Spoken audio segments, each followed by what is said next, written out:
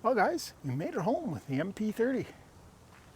Follow along while we see what we got to do to get this thing fired up and get it off the trailer. I've got most of the straps off and the chain ready to back this thing off. Unfortunately, this strap's kind of tangled up in the bogie. We're going to have to do something with that. I think we'll have to back it up a little bit. I've hit some grease fittings with the grease gun, which of course was empty, but it's nice and full with good stuff now. Out here on the stick, the grease fittings here and down around on the bucket all seem to have grease in them. Likewise back there. I'm going to need to convert some more of these fittings over to the sticking out style, just so that they're easier to get at.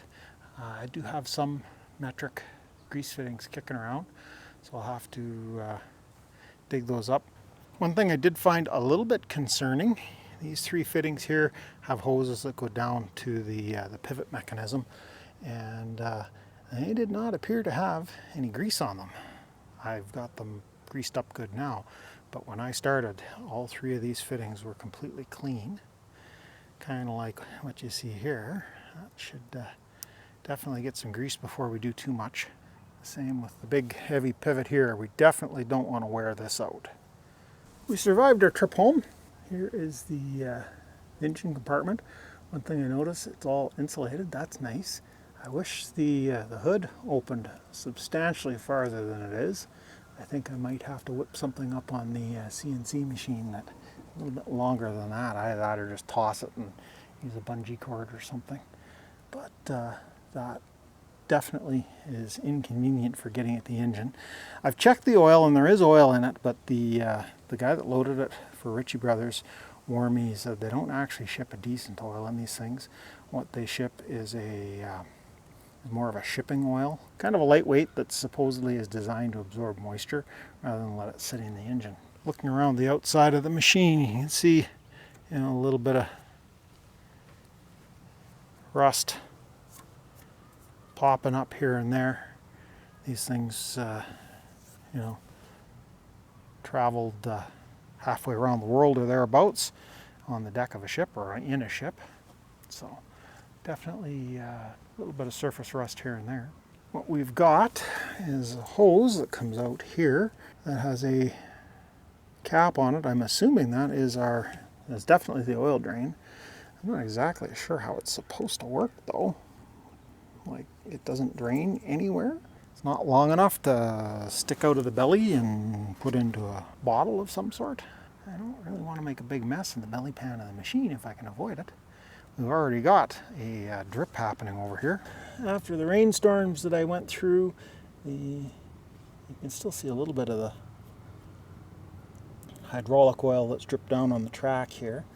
And as near as I can tell, it's come off the bottom of the oil cooler. I'm not sure if that is a sign that the oil cooler is leaking or whether it was just some that was spilt, or if we've got a loose hose or something like that. This is the cooling fan on the back of the oil cooler. Kind of almost looks like it might just be, there's a drain plug down there. Of course, the camera shut off so I can't see what you're looking at. There's a drain plug there. It's right over where it's dripping. We might be lucky that it's just a loose drain plug. That would be sweet.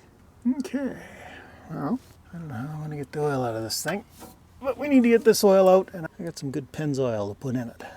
Unfortunately, there's not going to be enough room for you guys and me in there to do that, get that oil out. Let me see what I can do. I'll bring you back when we're done. Well, it is less than an ideal situation. There was a crack right at the back of the belly pan and in front of the counterweight. That can run down in between, down into the oil pan. And looking at the oil, it looks like it's run a little bit. It does feel pretty light though. We'll let this drain and we'll get the fresh stuff put in. Supposedly it only takes 2 quarts. Okay, we got the oil out of it. I guess that's 2 quarts. We got a service jug with fresh 1030 ready to go in. And to get it up in there and get it down that hole in the valve cover. I did get a little bit more out of that drain in the on the oil cooler, and I think it's slowed down. I see a little bit of wetness there still. Maybe I'll get some brake cleaner and hose everything down real good and see if we're still getting some dripping out of it. If we are, I'm guessing there's probably like an O-ring or a seal or something that's not there. And the question then becomes, how do we get that without dumping the contents of the entire hydraulic system on the ground? Could be interesting. Let's get some oil dumped in this thing, and then we'll fire it up and see how it runs.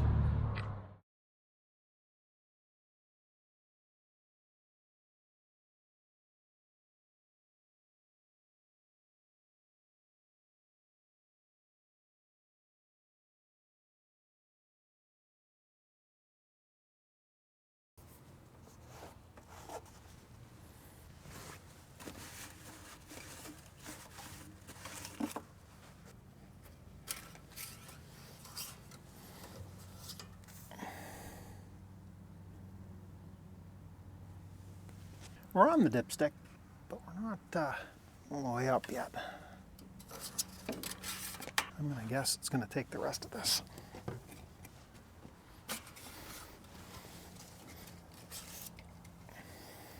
We're right up at the top.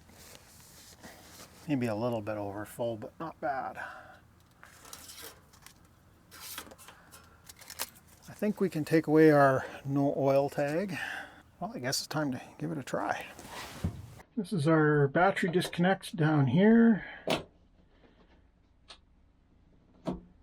That is on. I need to find a big mess of keys.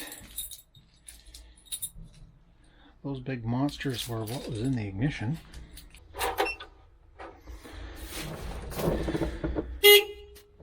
Okay. Ooh. That is broken free. We're at 0.5. Well, that shows up for you guys. 64% fuel, 12.4 volts, and we're at 0.5 hours. That's the fan. Noisy, but it's actually kind of nice. We've got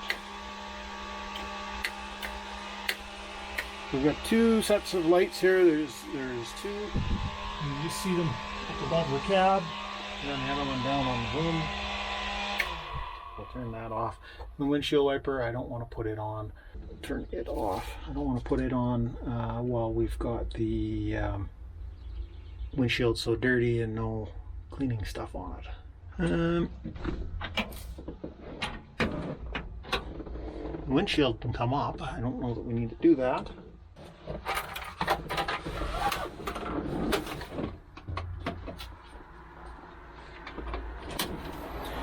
Impressive. The seat belt is long enough for a big chubby North American. Okay, so this is our drive, forward and back. Not exactly sure what either side of this is going to do. I'm sure we will figure it out. So let me put you on a stand here, down beside me, and we'll fire this thing up and see what happens. Well, it certainly does help when, for the momentous occasion of your first start of your new piece of equipment, you actually remember to hit record. We missed out on that. Anyways, I managed to fire it up and spin it around and get the strap out of the undercarriage that was jammed into the bogie wheels. So we are basically set to bring this thing down off the trailer now. Great big huge silver key and all of this stuff. It's like every lock on this machine has a different key. Again, that comes from the build quality. You know, they don't buy a multi-kit. A couple of things that I have noticed. The throttle is backwards. So you would think push forward is go faster and pull back is go slower. No, this one is opposite. Which isn't a big deal. We get 61% fuel, 12.5 volts, and 0.6 hours. It was 0.5 when I started, so we've done a little bit. So let me put this in idle and we'll fire it up again.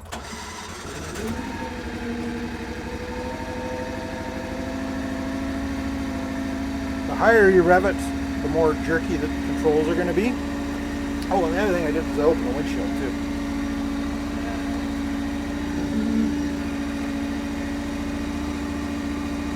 Okay. Seat belt, which is actually long enough to go around a chubby fellow like me. So I don't get ejected out through the opening as we go down the hill.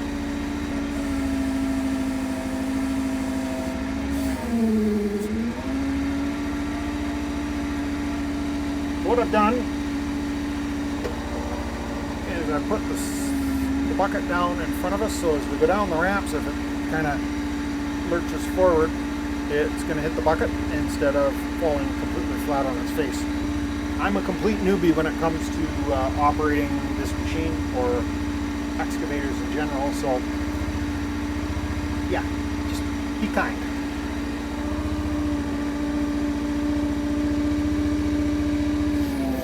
Oops.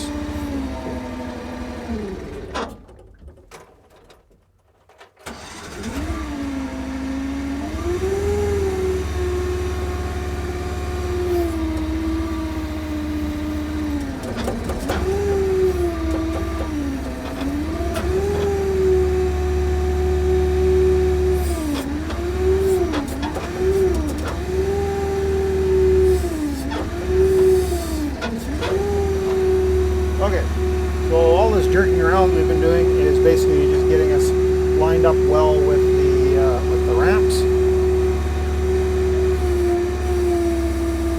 A little more stick down.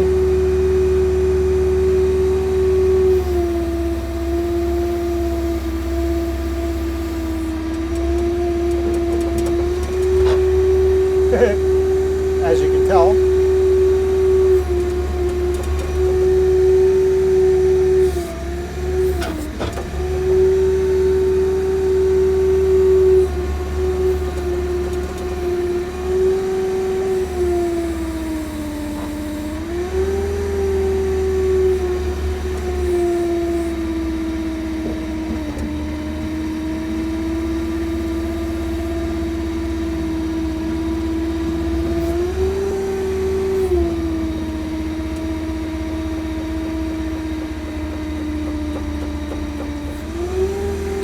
Well, we're down on flat level ground.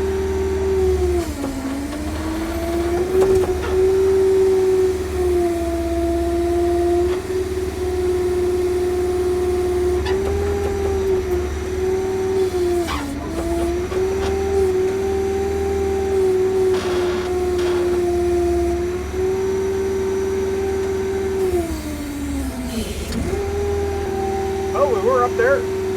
Now we're on the ground. That works.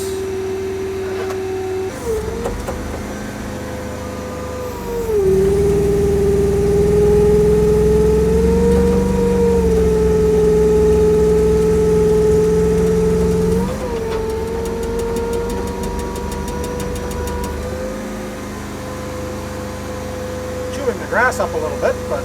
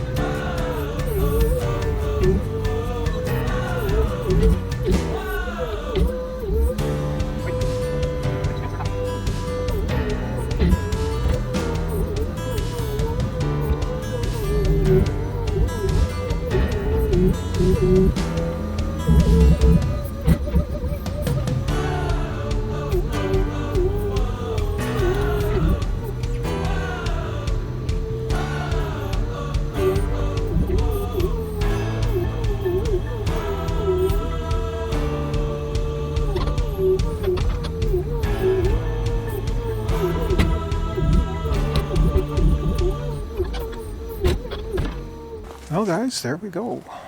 That is the mini excavator. Does a pretty amazing job of stumps. And it also does a really good job of chewing up the lawn. That's a negative, but I guess small price to pay. Aerating, yeah, that's what it's doing. It's aerating the lawn. That's what you call making lemonade out of lemons. Certainly busted up the stump. Something tells me the other half of this tree is going to have to come down.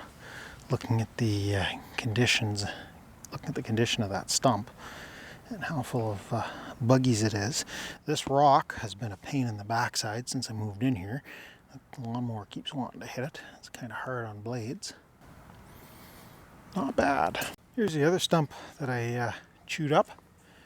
Obviously we've got some cleanup to do here, but we do have the equipment for doing it now, that's for sure. I think we're gonna call this one here. That's a success. We got the machine off the trailer.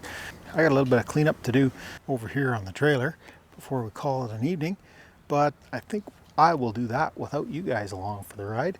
Thanks a lot for watching. If you got this far in the video, give me one of those thumb up things. Give me a like, and if you haven't already done so, consider subscribing to the channel. Love to have you come back, and we'll catch you guys in the next mess. And yeah, that's kind of a mess.